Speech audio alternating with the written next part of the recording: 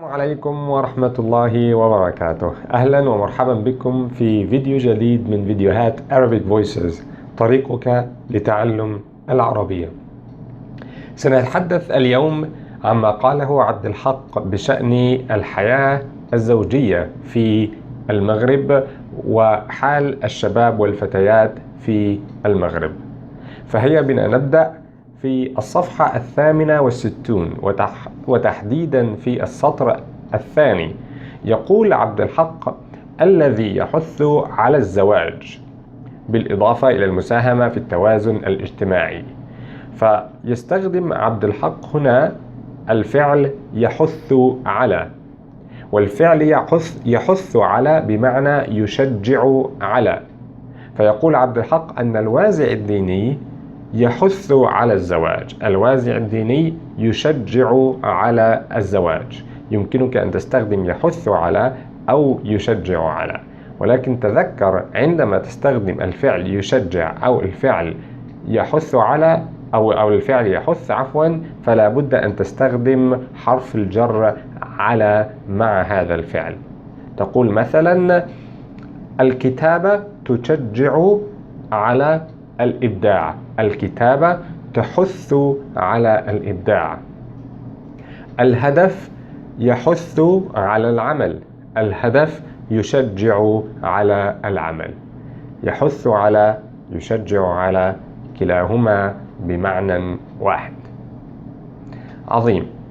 هيا إذن ننتقل إلى النقطة التالية، وهي بشأن ما قاله عبد الحق في السطر الرابع. يقول عبد الحق: ولكن في المغرب وبصفة خاصة مؤخرا عرف المجتمع المغربي عزوفا رهيبا على الزواج. فيقول عبد الحق هنا أنه بالرغم من أن الزواج يبعث إلى الآمال والرغبة في الحياة، وهو ما قاله في السطر الثالث، ولكن في المغرب وبصفة خاصة عرف المجتمع المغربي عزوفا رهيبا على الزواج. فيستخدم عبد الحق هنا كلمة ولكن لذكر شيء يتناقض أو يختلف عما قاله من قبل. بالرغم من أن الزواج يبعث إلى الآمال والرغبة في الحياة، ولكن على النقيض من ذلك المغرب وبصفة خاصة عرف عزوفا عن الزواج. فكلمة ولكن تستخدمها للربط بين شيء يختلف عما قلته في الجملة السابقة. فتقول مثلا: الرياضة مفيدة ولكن أنا مشغول جدا فلا أمارس الرياضة. ولكن أنا مشغول جدا، أنت تعرف أن الرياضة مفيدة ولكن أنت مشغول جدا فلا تمارس الرياضة. كلمة ولكن هنا تستخدم للربط بين الجملة تختلف عما قلته في الجملة السابقة. يمكنك مثلا أن تقول: الموسيقى جميلة ولكني لا أستمع إلى الموسيقى كثيرا. الموسيقى جميلة ولكني لا أستمع إلى الموسيقى كثيرا. عظيم. ولكن هذه الأداة تستخدم للربط بين شيء يختلف عما قلته من قبل. عظيم. هيا ننتقل إذن إلى النقطة التالية، وهي تحديدا في السطر السادس. يقول عبد الحق: حيث أن نسبة كبيرة من الشباب تعاني كثيرا من أجل الحصول على فرص شغل تنقذهم من البطالة. يستخدم عبد الحق هنا فعل ينقذ، نقذ ينقذ. فيستخدم هذا الفعل ليعني أنها هذه فرص العمل هذه وفرص الشغل هذه تنقذ الشباب من البطالة، أي تحميهم من البطالة. ينقذ بمعنى يحمي. فيمكنك أن تقول مثلا: المدرب أنقذ الطفل من الغرق. ينقذ من، تذكر أنه لابد أن تستخدم حرف الجر من مع الفعل ينقذ.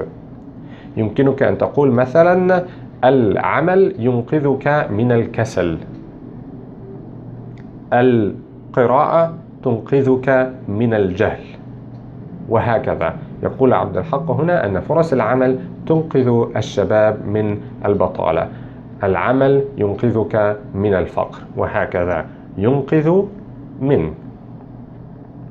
عظيم. بعد ذلك في السطر التاسع يقول عبد الحق: في الواقع يرتبط العزوف عن الزواج في الغالب الأعم بأسباب مالية ومادية أكثر من رجوعها إلى ما هو أيديولوجي.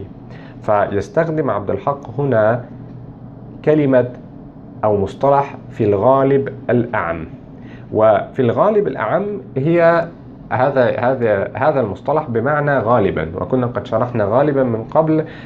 كلمة غالبا أي في معظم الأحيان، غالبا في الغالب الأعم.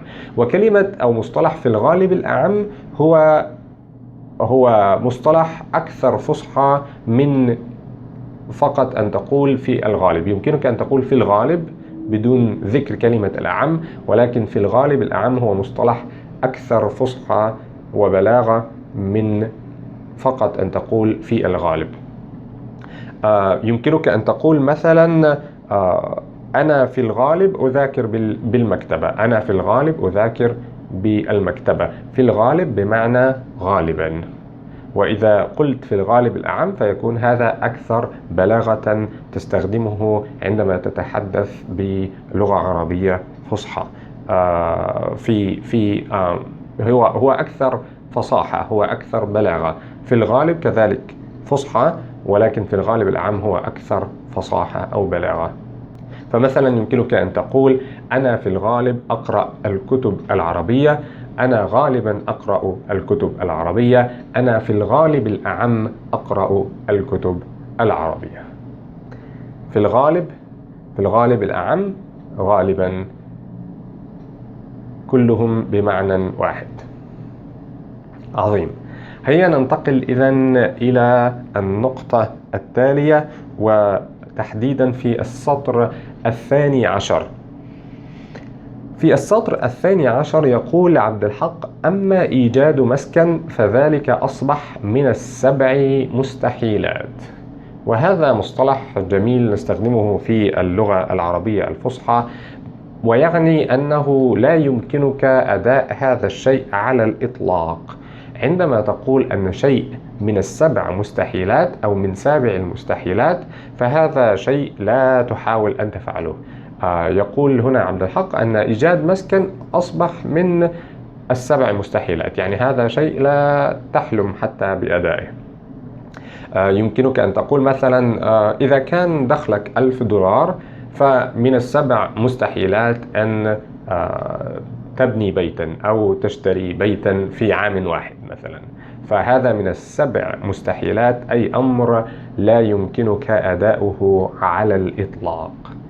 من السبع مستحيلات أو من سابع المستحيلات.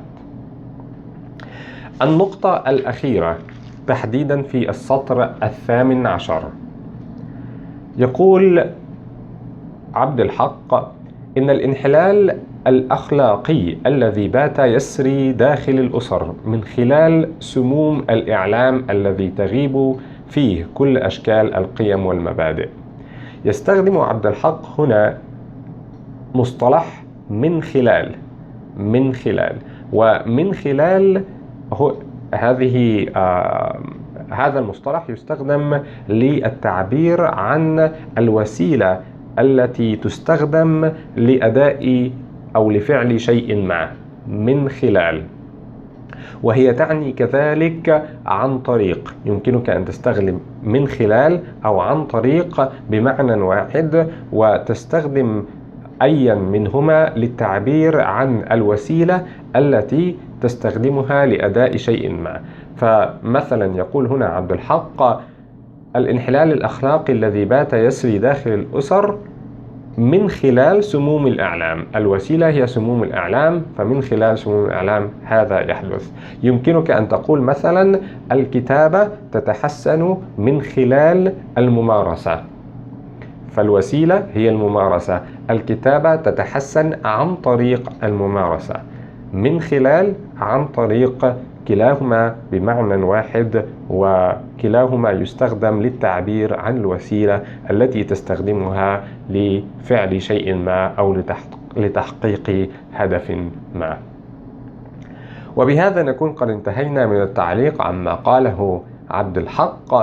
أتمنى أن تكونوا قد استفدتم من هذا الفيديو. أشكركم شكرا جزيلا، وألقاكم على خير في فيديو آخر، والسلام عليكم ورحمة الله وبركاته.